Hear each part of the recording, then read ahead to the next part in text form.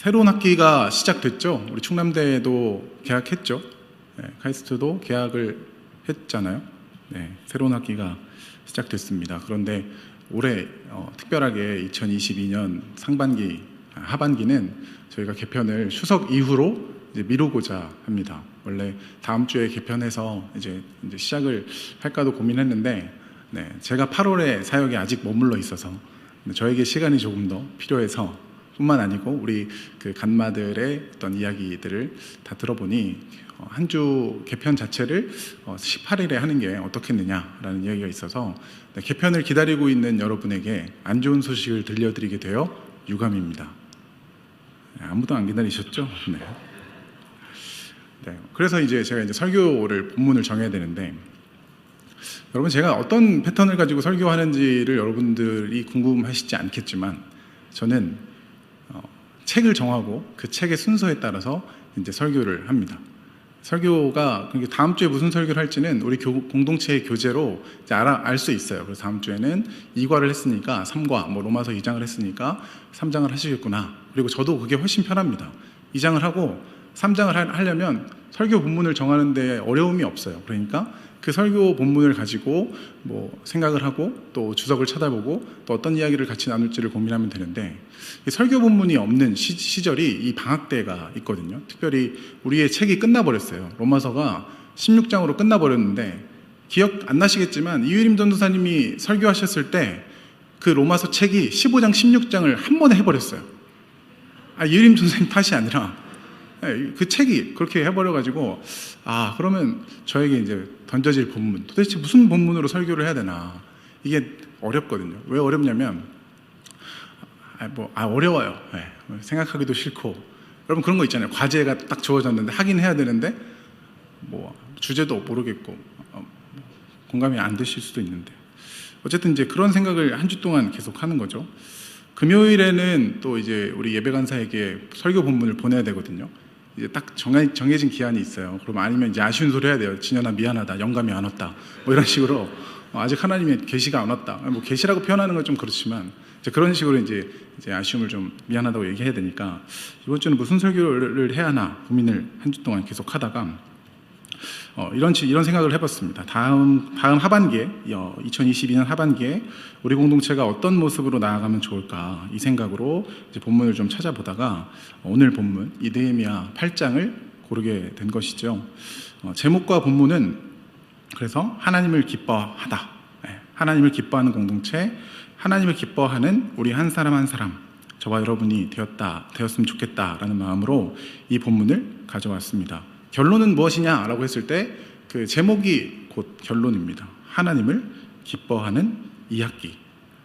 여호와로 인하여 기뻐하는 것이 너희의 힘이니라 라고 이 본문에 써 있는데요. 10절 하반부에 써 있는데, 이번 새로운 한 텀이 저와 여러분에게 여호와를 기뻐함으로 힘을 얻는 한 텀이 되었으면 참 좋겠습니다.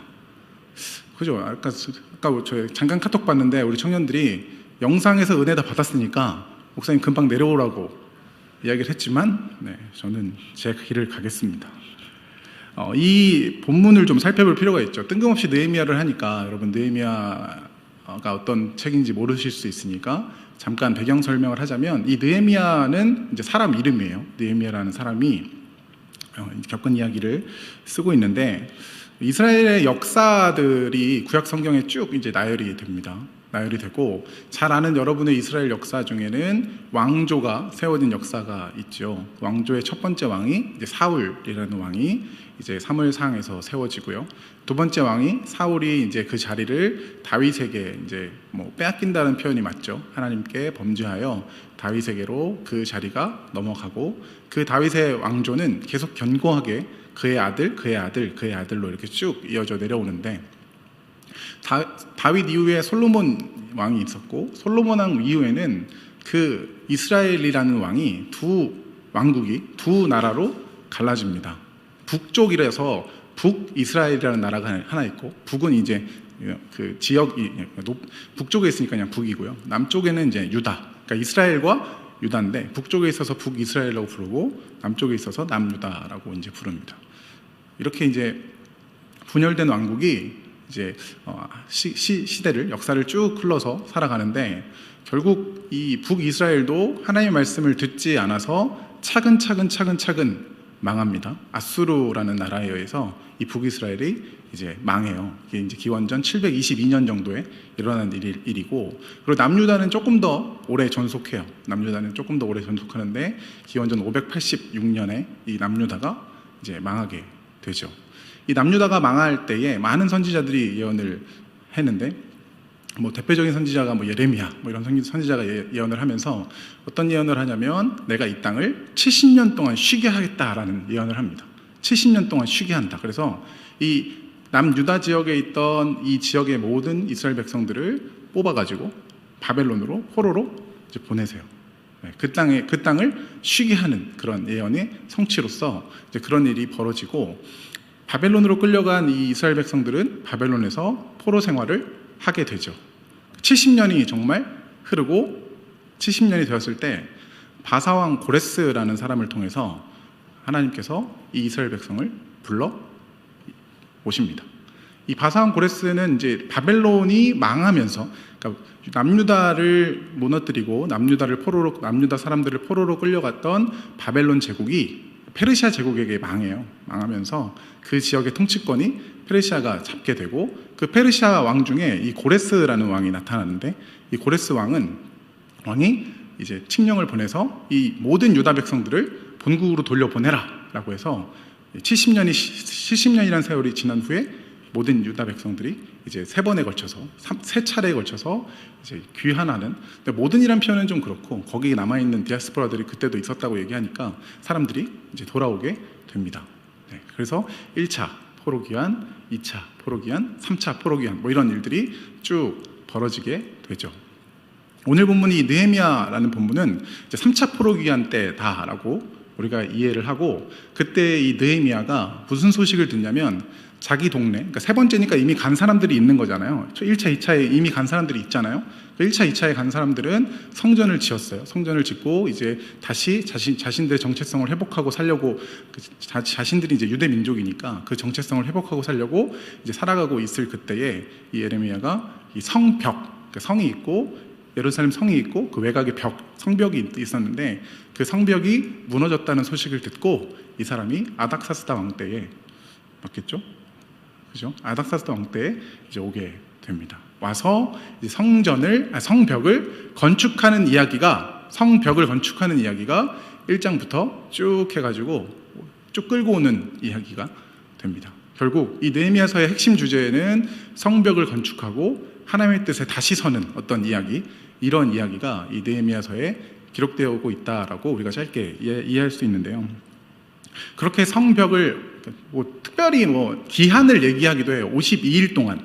성벽이 되게 컸나 봐요, 둘레가. 그런데 그리고 거기에다가 또 어떻게 찾았죠? 거기에 제가 먼저 준 사인이 아닌데 거기에다가 이제 많은 시련을 겪거든요. 그 방해꾼들이 나타나요. 방해꾼들이 나타나서 성전 못 짓게 막 방해하는데도 불구하고 성벽을 잘 지은 다음에 그 다음에 일어나는 이야기가 오늘 본문에 일어나는 이야기입니다.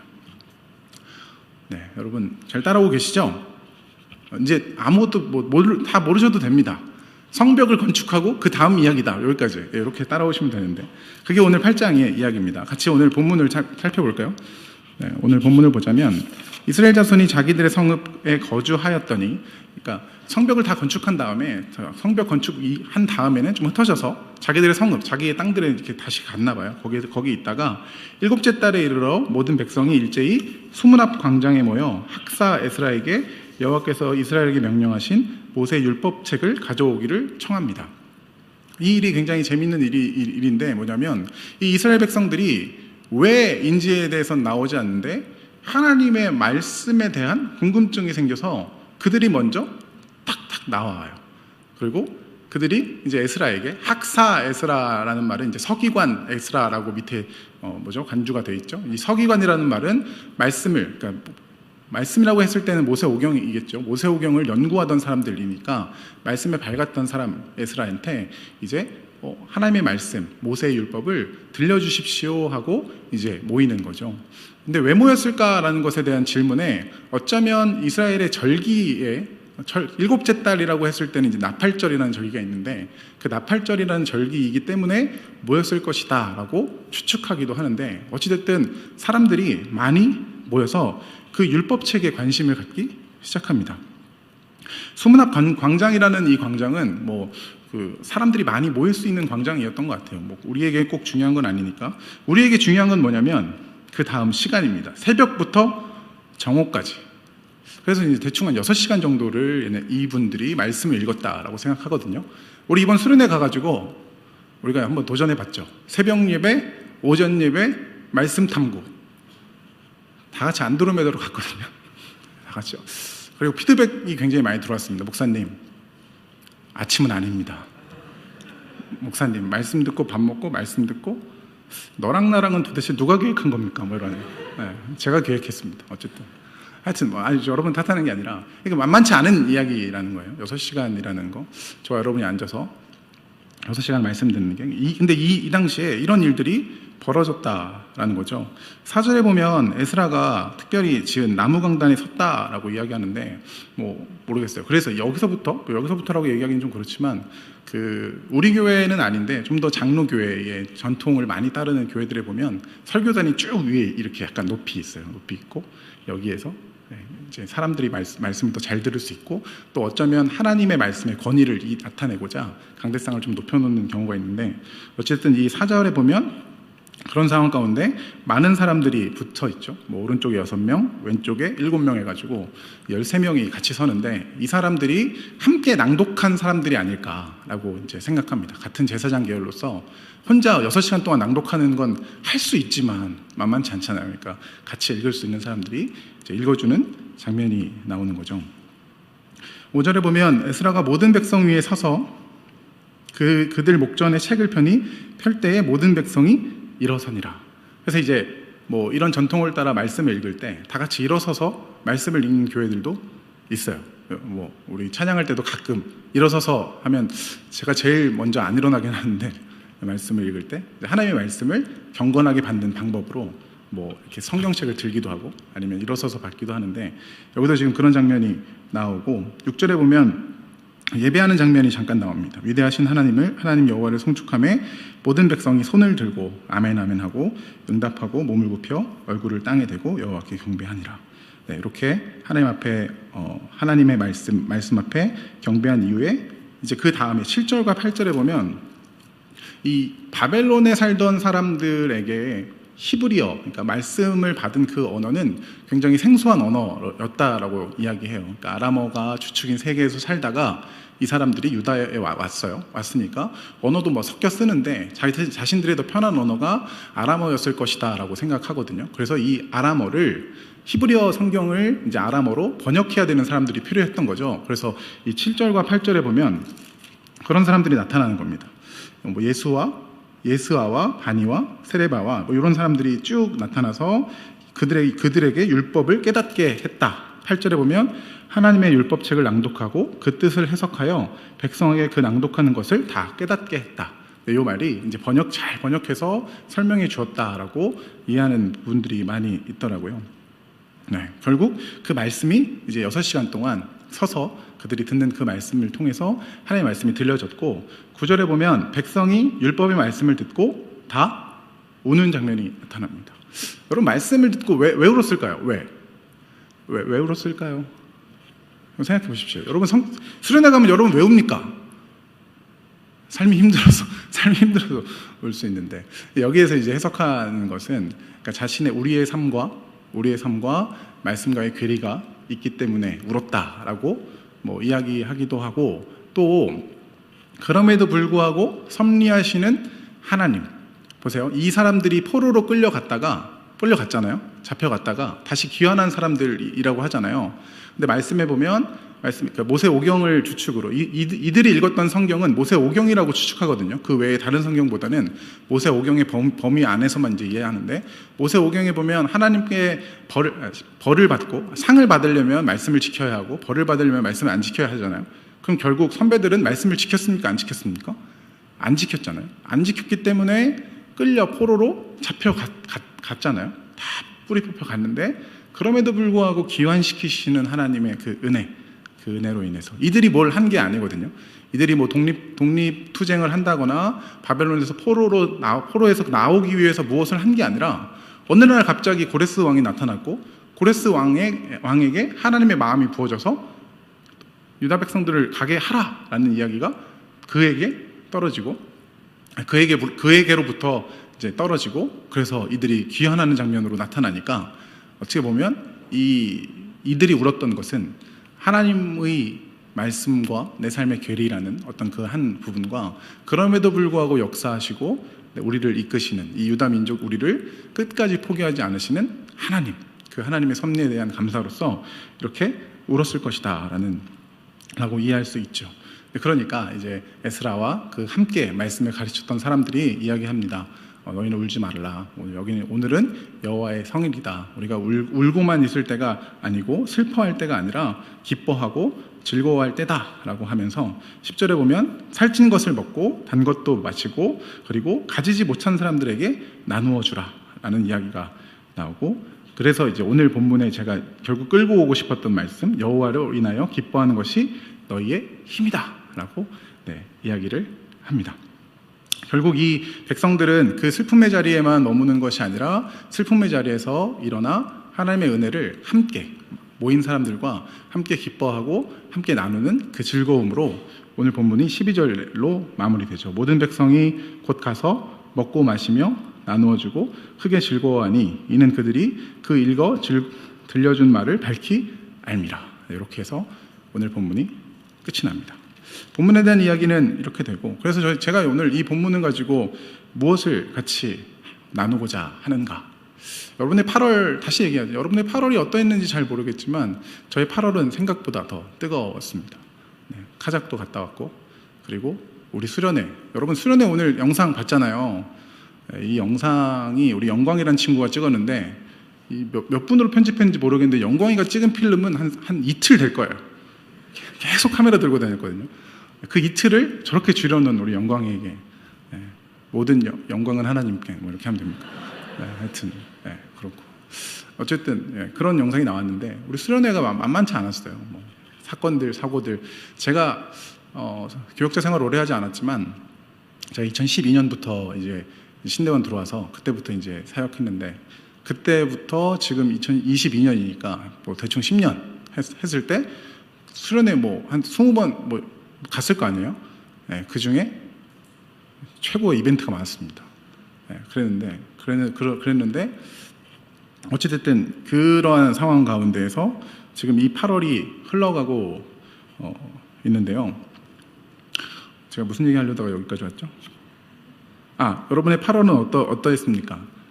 우리가 8월을 지난 다음에 이제 9월이라는 새 학기로 다시 돌아와야 되잖아요. 우리 공동체도 지금 3월부터 7월까지 한 텀을 마무리하고 8월을 쉬고 9월부터 이제 1월까지 다음 텀을 이제 시작해야 되는데 그러면서 우리가 다시 한번 붙잡아야 되는 것이 무엇인가라고 할 때에 명확하죠. 다시 말씀으로 나아가야 한다.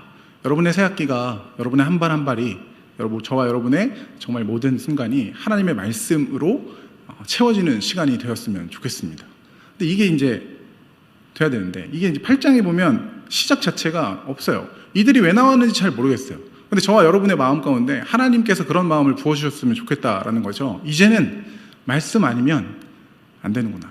이제는 이 말씀으로 나를 채워야겠구나. 이 9월부터 시작되는 말씀으로 9월부터 이제 나는 하나님의 말씀으로 채우고 여러분이 학생으로 살아가든 뭐 직장인으로 살아가든 뭐 또 뭐로 살아갑니까?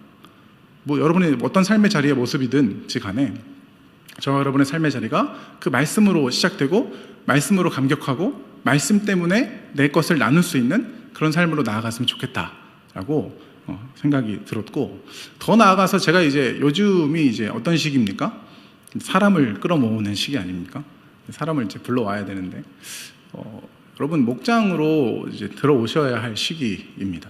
그러니까 말씀으로라고 했을 때 저의 이야기를 듣고 여러분이 그럼 내가 이제부터 하나님의 말씀으로 나를 좀 채워봐야겠다, 채워보고 싶다라는 생각을 할 수 있는데 여러분 혼자는 힘들어요. 혼자는 힘듭니다.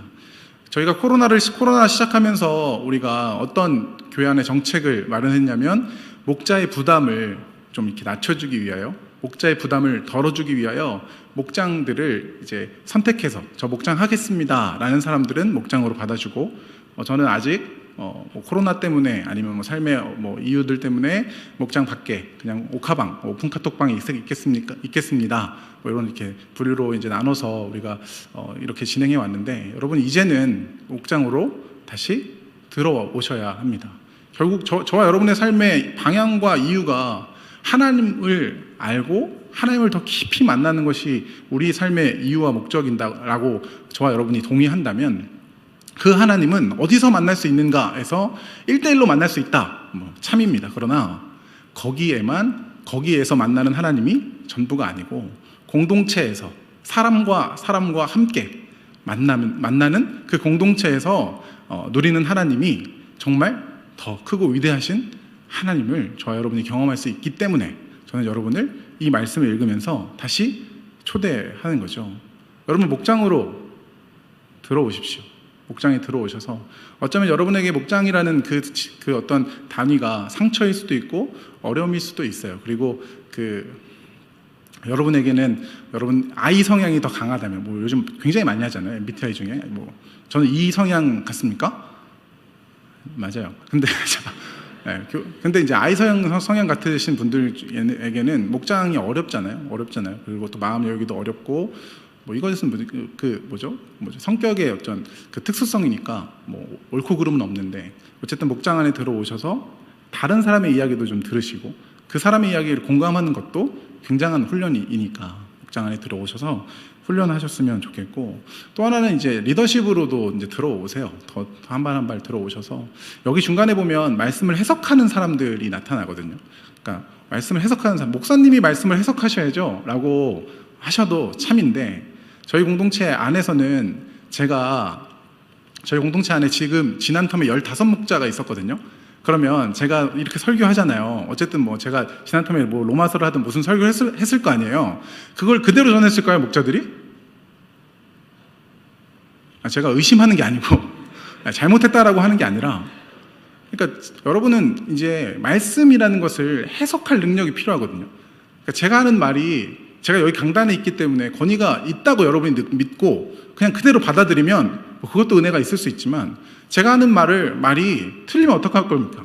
제가 하는 말이 하나님의 말씀이 아니에요. 그럼 진짜 안 되는데, 하나님의 말씀이 아니라면 여러분이 중간에 해석하셔야 되거든요. 근데 그런 역할을 목자가 해야 된다, 뭐 이런 이야기를 하는 건 아니지만, 중간에 여러분이 고민하고 제가 하는 설교와 그 텍스트에 있는 그 이야기와 그리고 여러분이 가진 생각을 다 조합해서 같이 더 성장할 수 있는 기회가 리더십 안에 있다라는 것을 기억하시고 안으로 들어오십시오. 들어오세요. 오셔야지 질문할 수 있어요. 그리고 가르쳐야 되잖아요. 목자들이 가장 큰 부담을 갖는 게 뭐예요? 내일 전달해야 되는데. 근데 더 어려운 건 뭐냐면, 제가 여러분에게 답을 잘 못 줘요. 몰라서 못 줘요. 그래서 저와 성경 공부를 오전에 하고 나가는 모든 목자들이 하는 말은 뭔 소리야? 이런 느낌이거든요. 근데 중요한 건, 그럼 여러분이 나가서 이게 뭔 소리인지를 다시 한번 고민하셔야 됩니다. 그 시간이, 그리고 우리 함께 공부하는, 마을과 공부하는 그 시간과 또 목장에서 나누는 그 시간을 통해서 여러분의 믿음이, 또 하나님께서 여러분에게 부어주신 은혜가 날로 그리고 더 크게 부어질 줄을 믿으니까, 안 믿는 것 같은데요.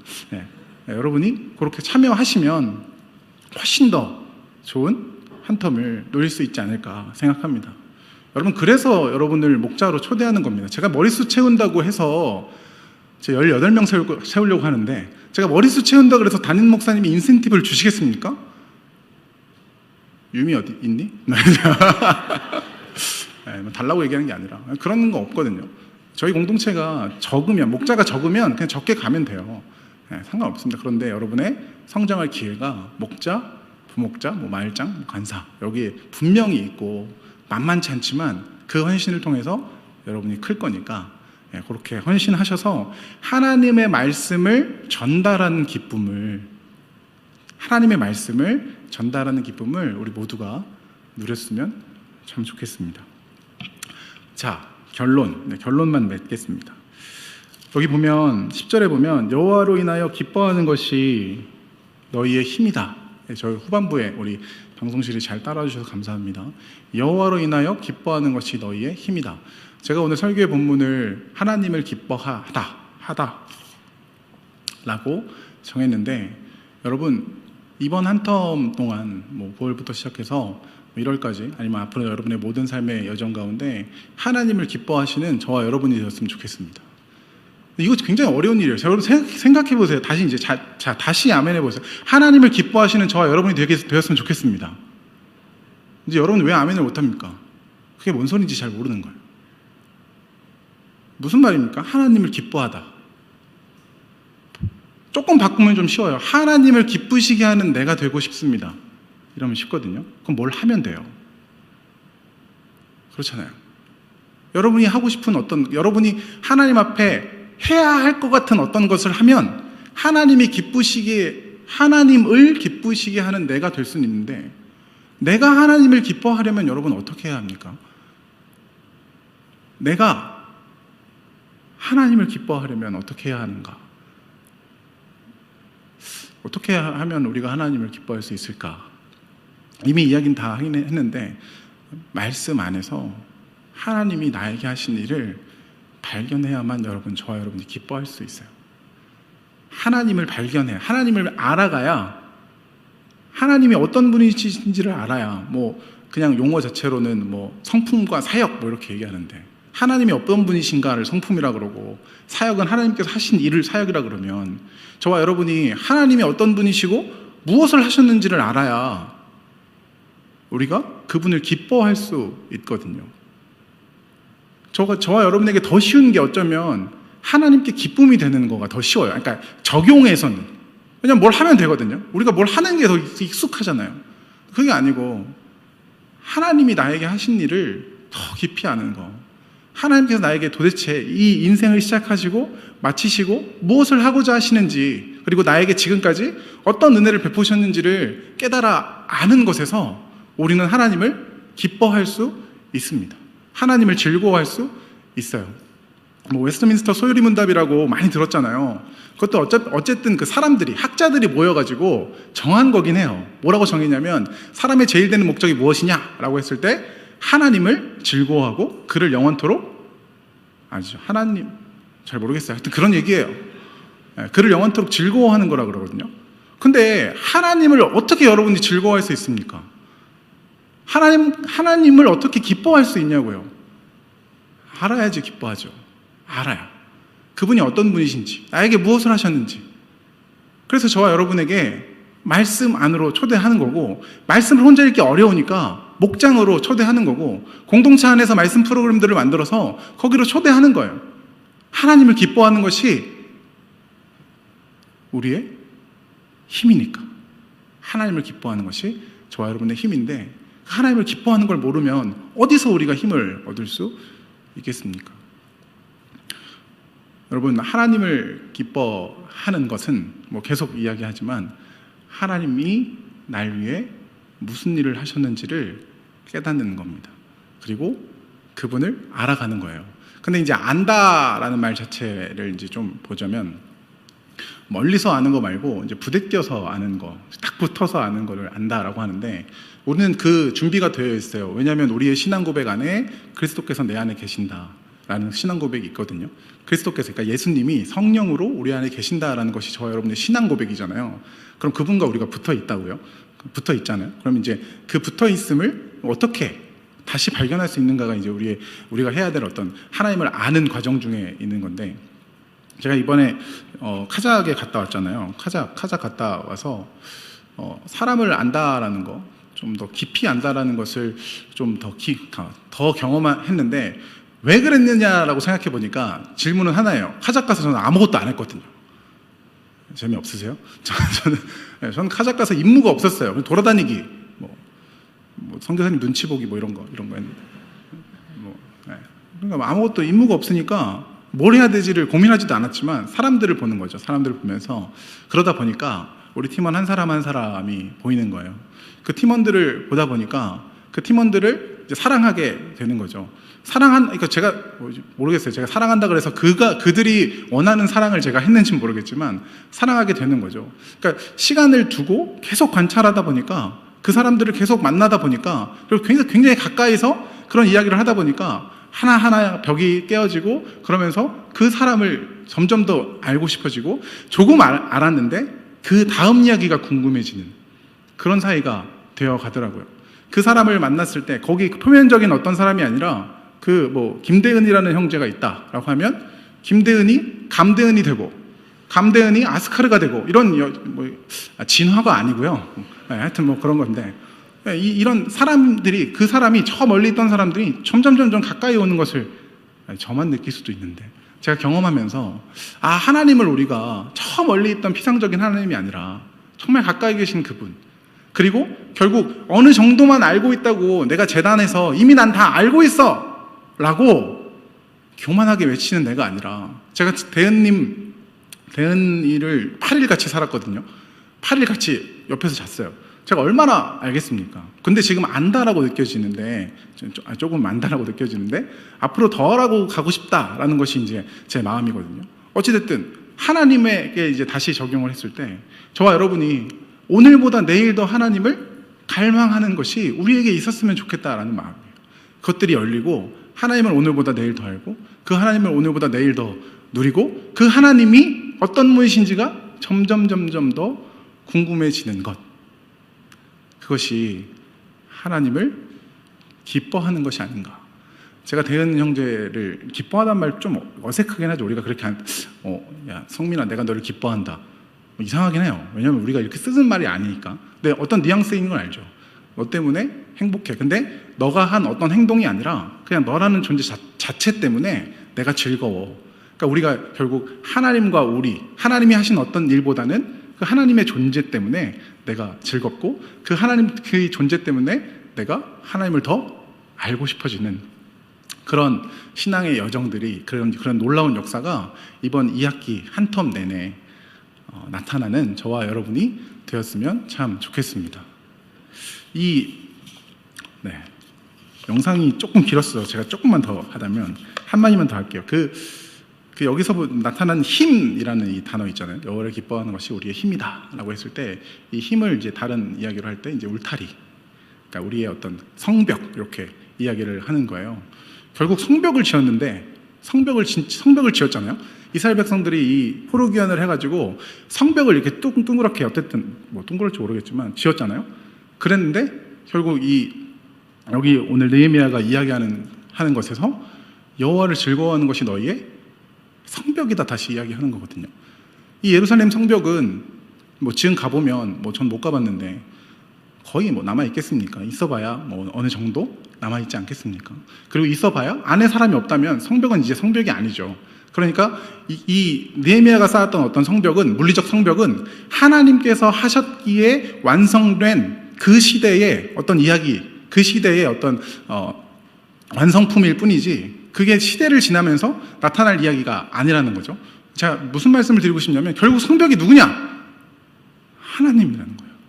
하나님이 자신 자체가 힘이다. 내가 너의 성벽이다라는 것을 드러내시기 위하여 지금 이 이야기를 하고 있다는 거죠. 하나님 내가 보여주는 어떤 성벽을 지어주세요. 우리가 그런 기도를 하잖아요. 내가 원하는 어떤 가드들이 필요하니까 이런 것들 해주세요. 에서 우리가 머무는 것이 아니라 그냥 그 가드 되신 우리의 성벽 되시는 하나님을 기뻐함으로 누리는 저와 여러분의 이 2학기가 되었으면 참 좋겠습니다.